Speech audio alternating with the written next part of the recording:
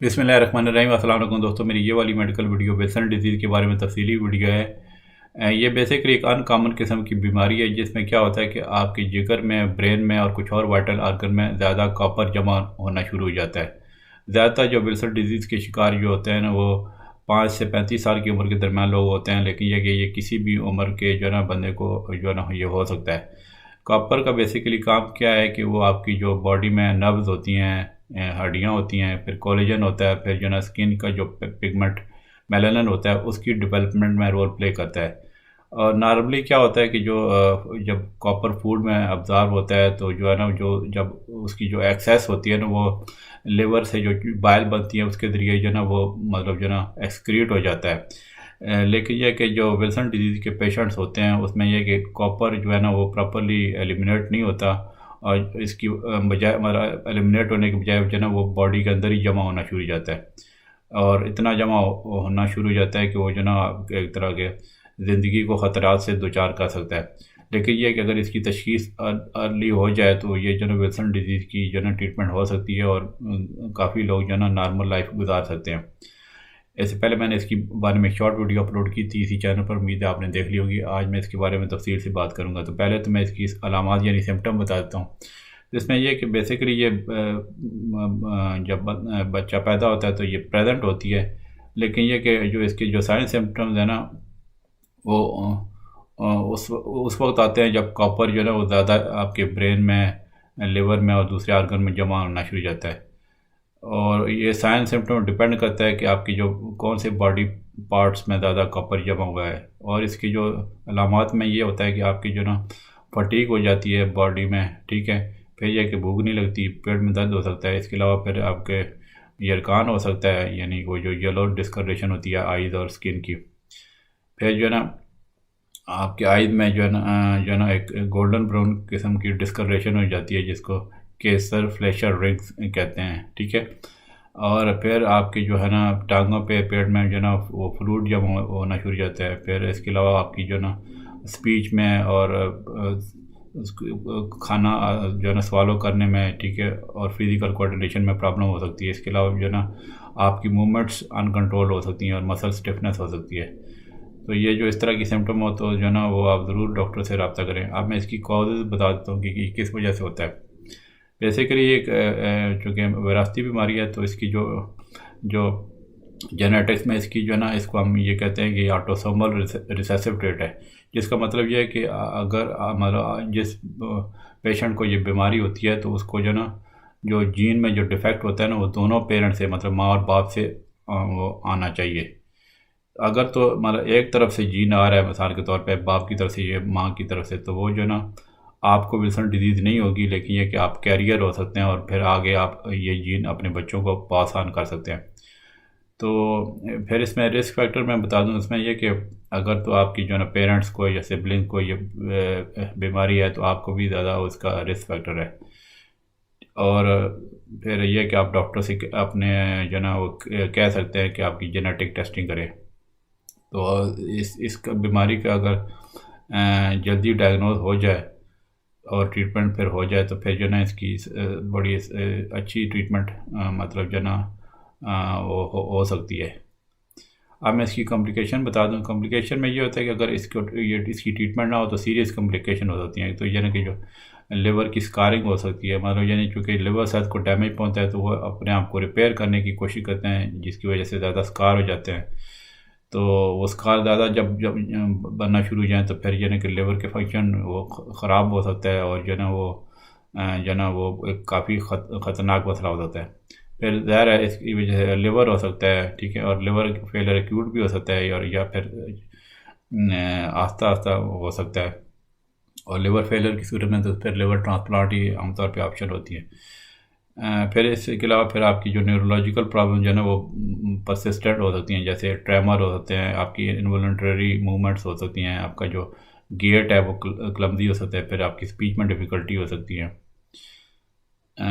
तो इसकी जो ट्रीटमेंट में जब करेंगे तो इसमें ये इसकी जो न्यूरोलॉजिकल प्रॉब्लम इम्प्रूव हो सकती हैं, लेकिन कुछ लोगों को ट्रीटमेंट के बावजूद ये रहती हैं। फिर किडनी प्रॉब्लम हो सकती है कि आपकी जो जो विल्सन डिजीज़ की वजह से, ठीक है, जिसमें यह कि किडनी स्टोन्स हो सकते हैं, और फिर जो है ना आपके यूरिन में ज़्यादा जो है ना अबनॉर्मल नंबर में जो है ना अमाइनो एसिड निकलना शुरू हो जाते हैं। इसके अलावा साइकोलॉजिकल प्रॉब्लम्स होती है जिसमें पर्सनालिटी चेंज, डिप्रेशन, इरिटेबिलिटी और बाइपोलर डिसऑर्डर, इवन साइकोसिस भी हो सकती है। फिर यह कि आपके ब्लड में प्रॉब्लम होती है जिसमें यह कि आपके रेड ब्लड सेल की डिस्ट्रक्शन हो सकती है जिसको हम हेमोलिसिस कहते हैं, जिसकी वजह से एनीमिया और जॉन्डिस हो सकता है। अब आ जाते हैं कि इसकी हम जो ना जब पेशेंट हमारे पास आते हैं डायग्नोज कैसे करते हैं। ये बड़ा इसका एक तरह का चैलेंजिंग डायग्नोसिस होता है क्योंकि जो इस बीमारी के अलावा जो है ना दूसरी जो जिगर की बीमारियां हैं जैसे हेपेटाइटिस हो गया उससे मिलती जुलती हैं, और इसकी जो बिहेवियर में जो चेंजेस आती हैं वो आस्ता आस्ता होती हैं, तो फिर यह ना कि वो इससे फिल्सर डिजीज़ से लिंक करना मुश्किल हो जाता है। तो उसमें ज़ाहिर है एक कम्बिनेशन ऑफ सिम्टम्स पे हम रिलाई करते हैं और फिर टेस्ट और प्रोसीजर जो है ना उसमें हम वो करते हैं ताकि इसका सही और डायग्नोसिस हो सके।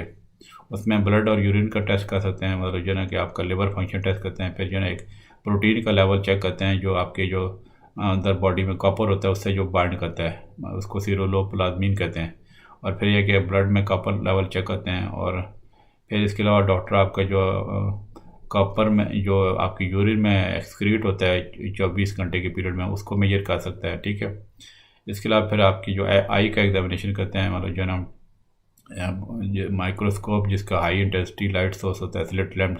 ठीक है, तो वो उसमें आई का डॉक्टर वो आपको जो कैसर फ्लैशर रिंग्स हैं जो मैंने बताया था उसका वो जो ना बेसिकली आपका जो कॉपर आइज में ज़्यादा जमा होना शुरू होता है तो उसकी वजह से आ जाते हैं, तो वो डायग्नोसिस होते हैं। फिर इसके अलावा विल्सन डिजीज़ एक ख़ास किस्म की कैटरेक्ट के साथ लिंक्ड है इसका, जिसको हम सनफ्लावर कैटरेक्ट करते हैं, वो भी आई एग्ज़ाम पे पता चल सकता है। इसके अलावा फिर कुछ केस में जो है ना वो लिवर की बायोप्सी की जा सकती है, और मतलब फिर ज़ाहिर है जो है ना इसकी जेनेटिक टेस्टिंग की जा सकती है विल्सन डिजीज़ के पेशेंट को या साथ उसके फैमिली जो मेम्बर्स हैं। अब आ जाते हैं कि इसकी हम ट्रीटमेंट कैसे करते हैं। इसमें यह कि हम जो चिलेटिंग एजेंट्स रिकमेंड करते हैं जो आपके जो एक्सेस कॉपर होता है उसको बाइंड कर लेते हैं, और जो है ना जब वो चिलेटिंग एजेंट बाइंड करते हैं कॉपर को तो फिर यानी कि आपके जो ऑर्गन होते हैं वो कॉपर को आपकी ब्लड स्ट्रीम में रिलीज़ कर देते हैं। फिर वो जो कॉपर होता है ब्लड स्ट्रीम में वो जो ना वो फिल्टर हो जाता है आपकी किडनीज के थ्रू और यूरिन से निकल जाता है। तो फिर उसमें ट्रीटमेंट हमारी यही फोकस हम करते हैं कि जो कॉपर है ना वो दोबारा बिल्टअप ना हो। तो अगर बहुत ज़्यादा लिवर डैमेज हो तो फिर तो ज़ाहिर है उसको लिवर ट्रांसप्लांट के अलावा कोई चारा नहीं होता।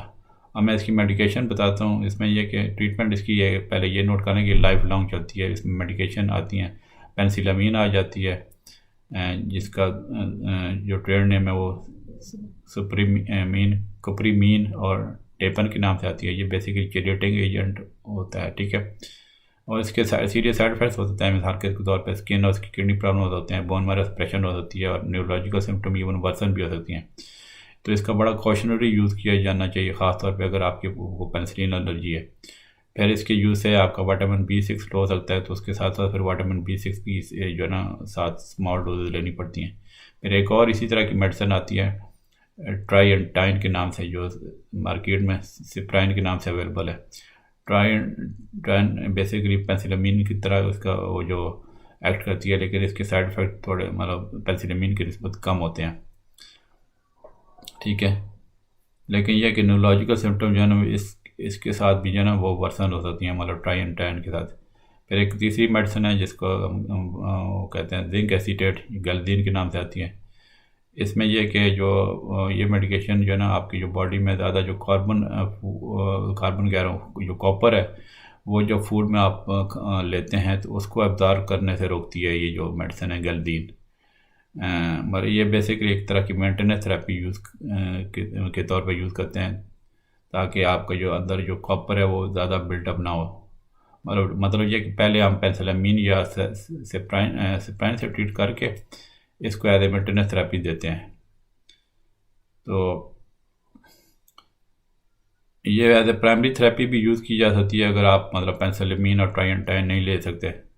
इसके साथ इसका साइड इफेक्ट ये होता है कि स्टमक अपसेट काज कर सकती है। इसके अलावा फिर सिम्टोमेटिक रिलीफ के लिए और मेडिसिन भी दी जा सकती हैं। फिर जो ना अगर लिवर आपका ज़्यादा डैमेज हो गया तो फिर इसमें लिवर ट्रांसप्लांट लगाया जा सकता है, जो मतलब आपके हेल्दी डोनर से या डिजीज़ डोनर से भी लिया जा सकता है। तो इसमें थोड़ी मैं लाइफस्टाइल एंड होम रेमेडीज़ बता दूँ। उसमें यह है कि अगर आपको वेस्टर्न डिजीज़ होती है तो फिर यानी कि आपको जो है ना वो कॉपर की अमाउंट को जो लिमिट करने का डॉक्टर बोलते हैं। उसमें यह कि आपके जो जो जहाँ से पानी पीते हैं उसमें वाटर उस मतलब उसमें कॉपर लेवल चेक टेस्ट करवा सकते हैं। और फिर ये कि हम मल्टीविटामिन टेबलेट जिसमें कॉपर होता है उनको लेने से मना करते हैं। और फिर जो फूड जिसमें हाई कॉपर होता है जैसे लिवर है, शेलफिश है, मशरूम है, नट्स है, चॉकलेट्स हैं, उससे आपको मना करते हैं। तो ये लाइफस्टाइल एंड होम रेमेडीज़ होगी।